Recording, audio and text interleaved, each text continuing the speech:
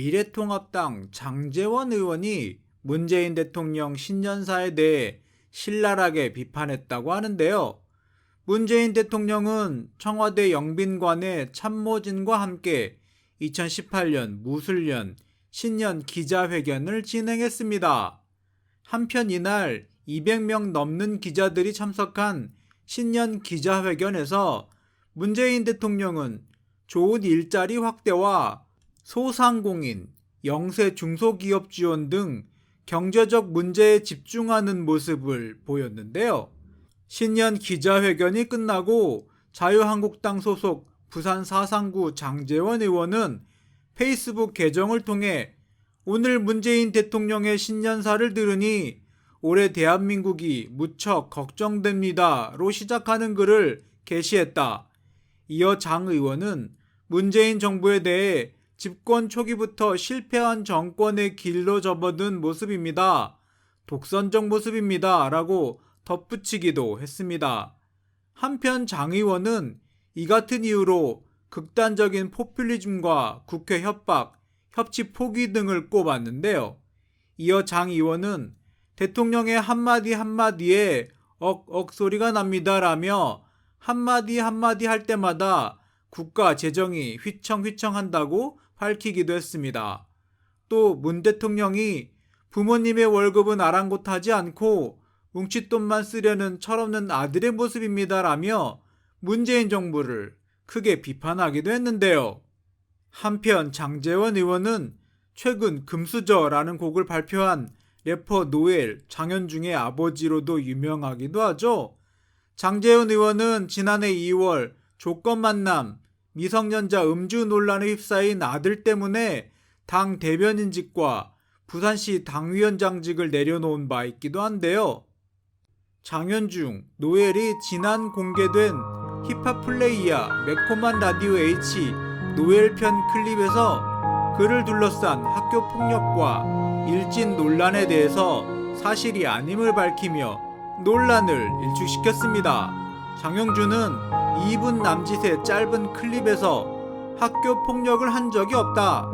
예전에 국제학교 다닐 때 학교에서 같이 사용하는 메일이 있는데 그 메일로 저를 싫어하는 친구가 아버지 얼굴을 합성해 메일을 돌리는 등 시달림을 당했다고 고백하며 내가 장난으로라도 누군가에게 말을 툭툭 던졌던 게 상대방에게 상처가 될 수 있다고 생각한다.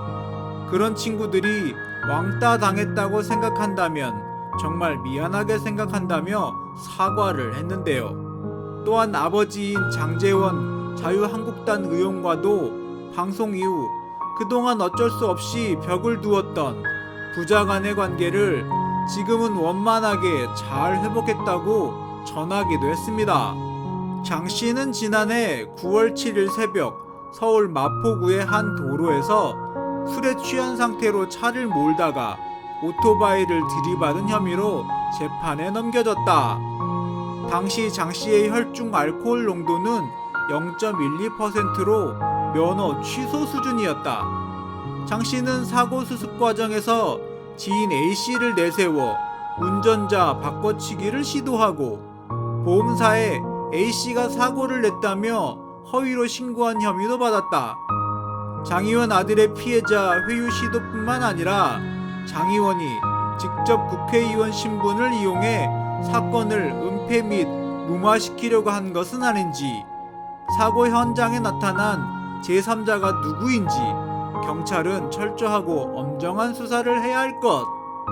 장 의원 아들은 이전에도 미성년자 성매매 시도 의혹으로 방송 프로그램에 하차한 바 있다. 당시 논란으로 장 의원은 대변인과 부산시 당위원장직을 사퇴했다며 이번 일이 경찰 조사에 의해 사실로 드러날 경우 이번에는 국회의원직을 사퇴하는 것이 마땅하다. 서울 서부지법 형사 10일 단독 권경성 판사는 2일 장 씨의 특정 범죄 가중처벌 등에 관한 법률 위반 등 혐의 선고 공판에서 징역 1년 6개월에 집행유예 2년을 선고했다. 이날 판사의 지적은 장 의원의 아들 혐의에 대해 죄가 무겁다고 분명히 했다. 권 판사는 피고인은 당시 혈중 알코올 농도가 높고 제한 속도도 초과하는 등 죄가 무겁다면서 사고 당시 자신이 운전한 것을 속여 책임을 회피해 사법 기능을 적극적으로 저해하기도 했다고 지적했다. 문제는 양형 배경에 대한 설명이다. 권 판사는 다만 피해자가 선처해달라고 탄원하고 있고 피고인이 직접 자수하기도 했다며 이 사건 이전에 처벌 전력도 없는 점을 고려했다면서 양형 배경을 전했다. 앞서 검찰은 지난달 7일 열린 결심 공판에서 장 씨에게 징역 1년 6개월을 선고해달라고 재판부에 요청한 바 있다.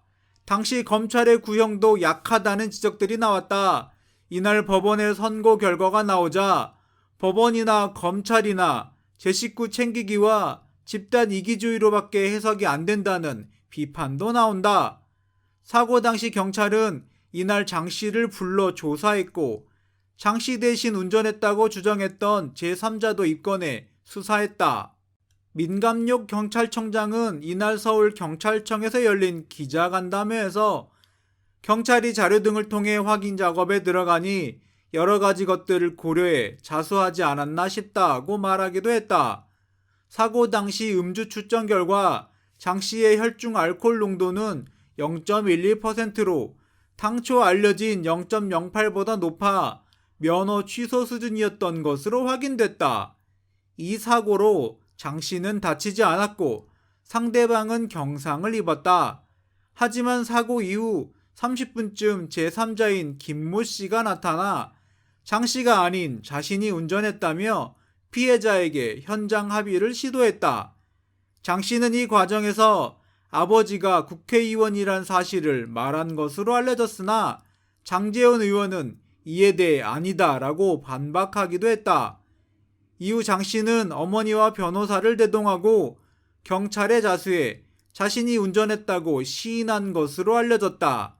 이날 권 판사는 장 씨의 음주교통사고 이후 운전자 바꿔치기에 협조한 혐의를 받는 김 씨에게는 벌금 500만 원을 선고했다. 사고 당시 차에 함께 타고 있던 다른 지인 김모 씨에게는 음주운전 방조 등 혐의로 벌금 300만 원을 선고했다.